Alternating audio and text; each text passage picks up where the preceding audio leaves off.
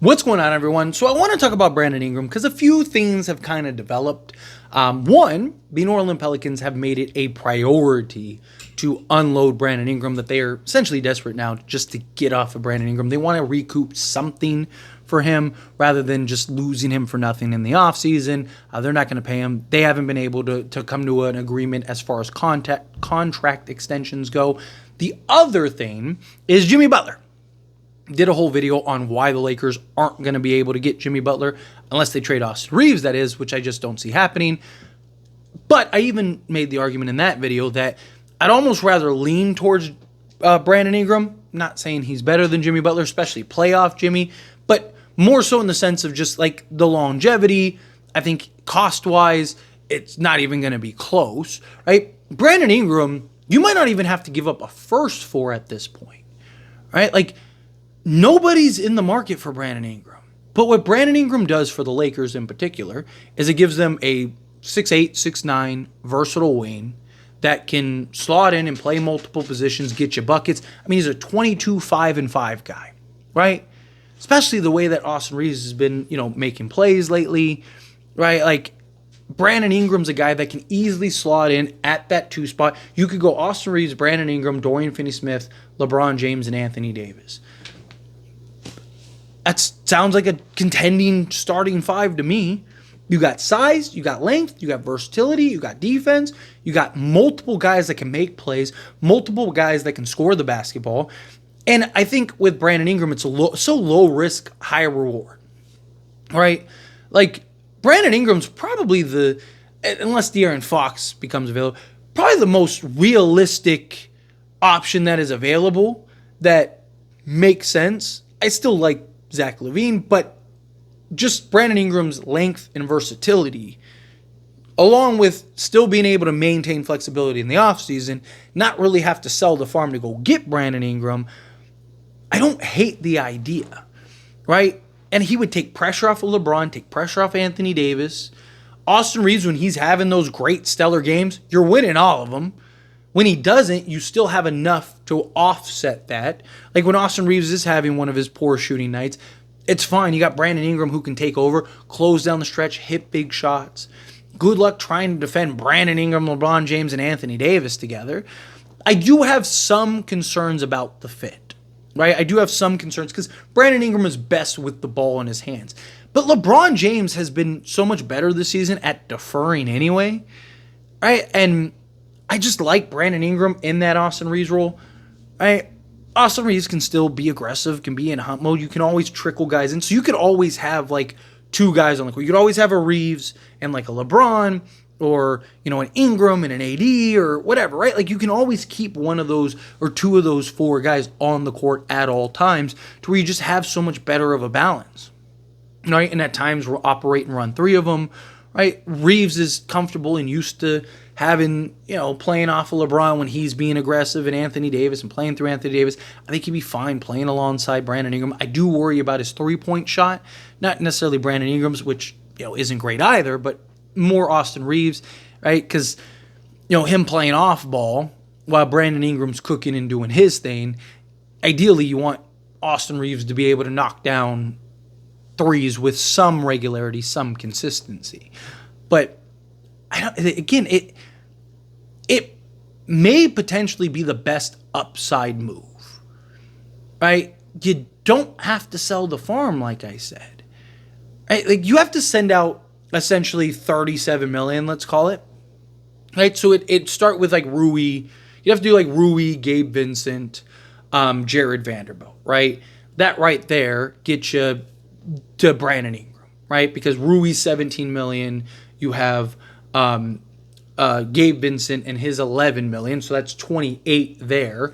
And then Jared Vanderbilt gets you another 10, which gets you to $38 million. You clear an extra $1 million off your books, which in return now you'd have like $4 million, right, to kind of clear off for those roster spots because you're doing a 2 or 3 for 1. So you need to fill 2 roster spots. But you already have $3.5 million in the reserve right now from the second apron from the Nets trade.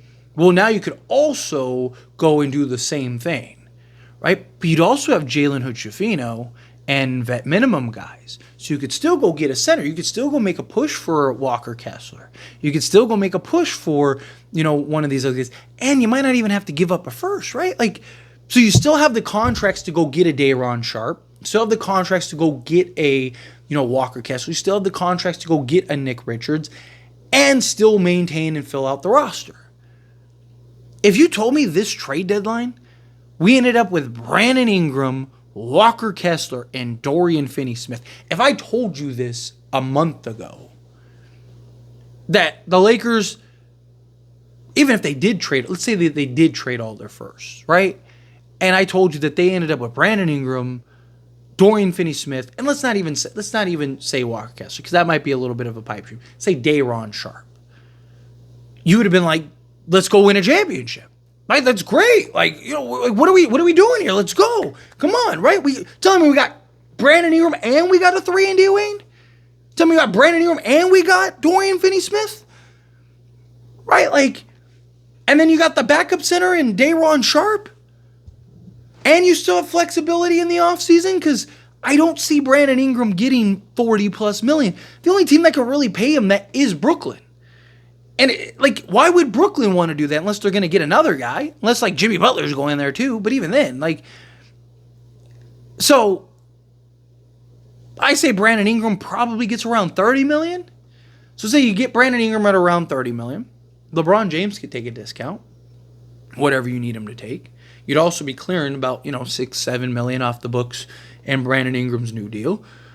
Dorian Finney-Smith, you could have him opt out, which he's expected to anyway, and get him on a new deal, sign him 4 years, let's say $48 million or something like that, and clear another $3 to $5 million off your books. LeBron James is willing to take $20+ million last offseason.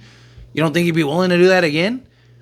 Right? So now you could go get another piece or two to further upgrade. So even if you don't win this year, you can go get that final piece or two that you need to win next year. And then you have Brandon Ingram, Dorian Finney-Smith, Anthony Davis, and Austin Reaves post LeBron James. Right? So now you're just looking to go fill in that last spot. So you can move Dorian Finney-Smith to the 4, Brandon Ingram to the 3, Reaves can be one of your guards, and then just go get another guard, another point of attack guard. And you could be right back into contention still. You could still be a very good basketball team, even in the post-LeBron James era. Right? Again, I think it's worth, if you're Rob Pelinka and the Lakers, I think it's at least worth the discussion. Right? And, I see a lot of people right now that want Jimmy Butler and are like, oh, Lakers should go get Jimmy Butler. They should go get Jimmy Butler. But again, you'd have to send out $53 million. Because, yes, he's only making $48, $49 million, which is what the Lakers said. But the Lakers would also have to send out enough money to fill the rest of the roster. Because you're talking about a 5-6 to 1 swap for a Jimmy Butler. He's making almost double what Brandon Ingram's making. Right? Or you have to send out almost double what Brandon Ingram's making. Right? It's just, to me, it's not realistic. Unless, again, the Lakers are willing to trade Austin Reaves. Which, look, if the Lakers, which player gives the Lakers the best chance to win a championship this season and next? It's probably Jimmy Butler, right? In all honesty. Because Jimmy Butler, LeBron James, and Anthony Davis, especially come playoff time, good luck beating them. The only thing that's probably standing in their way is injuries, which knock on wood, right? Which is also a concern. But again, knock on wood, right? So, if Lakers really want the best chance to win this year, in LeBron's window, you go get Jimmy Butler. It's that simple, right? You trade whatever you have to trade to go get Jimmy Butler. But I don't hate Brandon Ingram as that alternative. Again, I'm not saying Brandon Ingram's better than Jimmy Butler or anything like that. I'm simply looking at what Jimmy Butler provides and what he gives you, right? Outside of, playoff Jimmy's just magical, right? But I'm talking about the mid-range, the versatility, being able to make plays, being able to rebound, right? Being chameleon, being able to slot in and play multiple positions. You slot him in essentially 2 through 4, right? He can initiate the offense for you. He can do so many things out on the basketball court. It's a lot of the same things that Jimmy Butler gives you. The defense, all of that, right? Jimmy Butler gives you more toughness for sure. But again, there's comparables.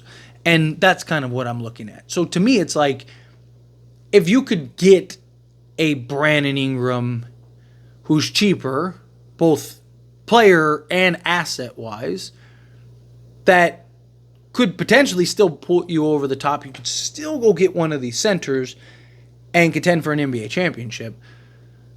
To me, it's almost a no-brainer, right?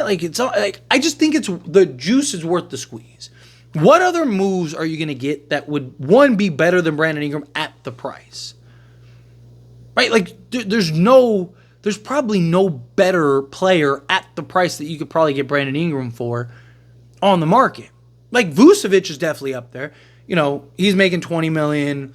They only want 2 seconds for him, and he's a legit 20 and 10 guy, right?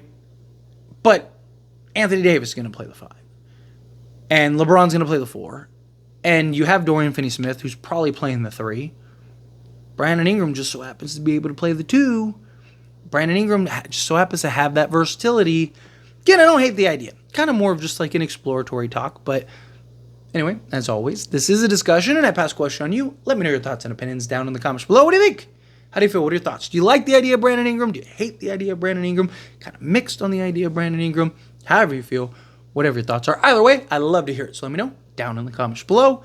That being said, if you haven't liked this video, hit that like button. Helps me a lot. So if you enjoy these types of videos, and I truly appreciate it. Not subscribe to the channel, hit that subscribe button. Turn on the bell notifications. Appreciate y'all. See you in the next one. Thank you.